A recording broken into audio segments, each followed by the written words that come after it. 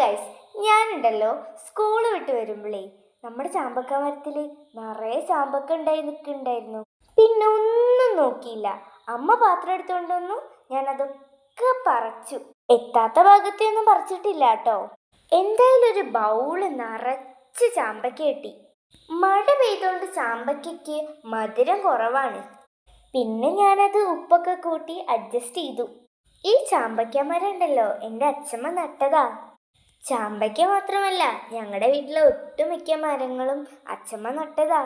അതുകൊണ്ട് ഇപ്പം എന്താ, ഇങ്ങനെ ഫ്രഷ് ആയിട്ട് ഓരോ ഫ്രൂട്ട്സും നമുക്ക് പറിച്ചു തരാൻ പറ്റുന്നുണ്ട്. പിന്നെ ഇപ്പം റംബൂട്ടാനൊക്കെ വന്നപ്പോൾ ഞങ്ങളും കുറച്ച് തൈകളൊക്കെ മേടിച്ചു വെച്ചിട്ടുണ്ട്. അപ്പം ഗൈസ്, ഇത്രയൊക്കെ ഉള്ളൂ ഇന്നത്തെ വീഡിയോ. ഇന്നൊരു ചെറിയ വീഡിയോ ആണ്. അപ്പോൾ ഇത് കാണുന്നവരെല്ലാവരും കൂടി ആ ലൈക്കും സബ്സ്ക്രൈബും ഞെക്കാൻ മറക്കല്ലേ. Okay, so thank you for watching my video.